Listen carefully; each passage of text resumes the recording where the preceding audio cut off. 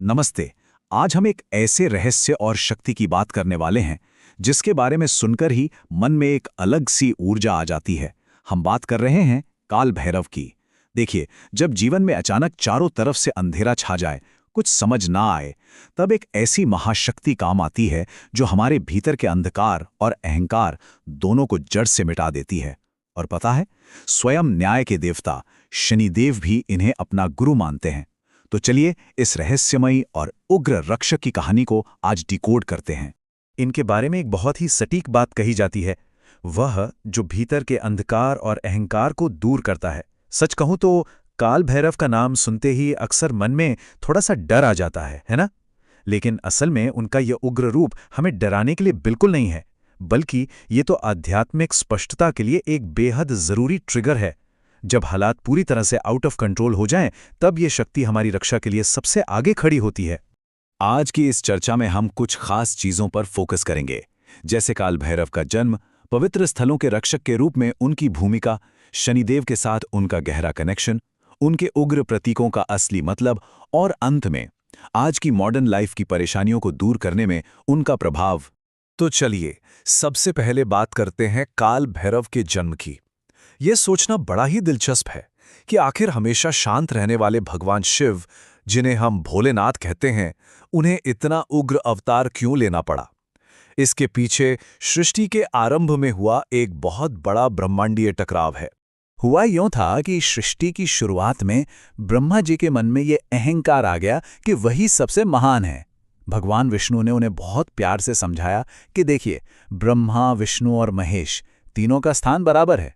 लेकिन ब्रह्मा जी ने एक नहीं सुनी, और तो और उन्होंने भगवान शिव का भारी अपमान भी कर दिया। बस फिर क्या था, शिवजी के भीषण क्रोध से एक प्रचंड ऊर्जा उत्पन्न हुई और वहीं से प्रकट हुए काल भैरव।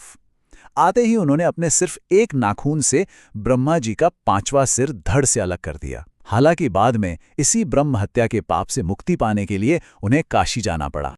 अब यहाँ एक बहुत लॉजिकल सवाल उठता है कि सिर्फ 5वां सिर ही क्यों काटा गया। देखिए, ब्रह्मा जी के बाकी 4 सिर 4 वेदों और पवित्र ज्ञान का प्रतीक हैं, लेकिन जो 5वां सिर था ना, वो पूरी तरह से ईगो यानी अहंकार और घमंड से भर चुका था। और इस पूरे ब्रह्मांड का बैलेंस बनाए रखने के लिए इस अहंकार को खत्म करना बहुत जरूरी था। काल भैरव ने यही किया और ये साफ संदेश दिया कि भगवान शिव से बड़ा कोई अहंकार नहीं टिक सकता। दूसरे हिस्से की तरफ बढ़ते हैं, पवित्र स्थलों के रक्षक। ब्रह्मा जी का सिर काटने के बाद कहानी वहीं खत्म नहीं होती, बल्कि यहीं से उनका एक ऐसा सफर शुरू हुआ जिसने उन्हें हमेशा हमेशा के लिए एक परम रक्षक बना दिया। यहाँ एक बहुत भारी शब्द आता है, दंडाधिकारी, यानी वो जो हमारे पापों का हिसाब करे और कर्मों के हिसाब से दंड दे।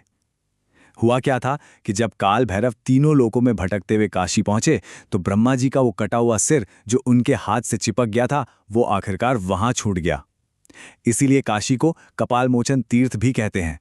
और पता है, भगवान शिव ने उन्हें वहीं का दंडाधिकारी और कोतवाल बना दिया।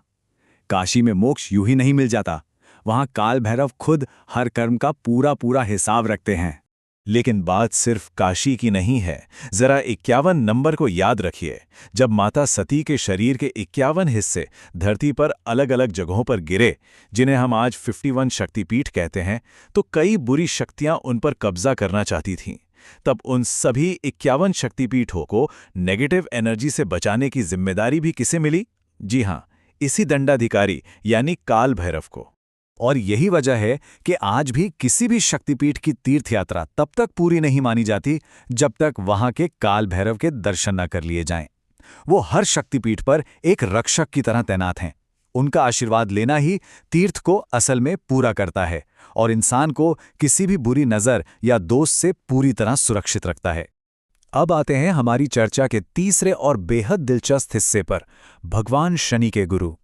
हम सब जानते हैं कि कर्मों का फल देने वाले शनिदेव कितने सख्त हैं, लेकिन क्या ये पता था कि उनका काल भैरव के साथ एक बहुत ही गहरा एस्ट्रोलॉजिकल और माइथोलॉजिकल कनेक्शन है?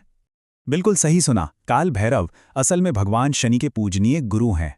पुराणों में साफ साफ बताया गया है कि जो शनिदेव पूरी दुनिया को न्याय और दंड देते हैं, वो खुद काल भैरव की पूजा करते हैं और उन्हें अपना गुरु मानते हैं।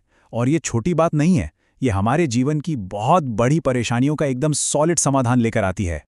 मान लीजिए कोई शनि की साढ़े साती या ढैया जैसे भारी समय से गुजर रहा है। ऐसे में काल भैरव की आराधना एक मजबूत ढाल का काम करती है। लॉजिक बहुत सीधा है, गुरु के ऊपर कोई नहीं होता। काल भैरव की पूजा करने से शनि देव का गुस्सा और उनका भारी प्रभाव अपने आप कम होने लगता है।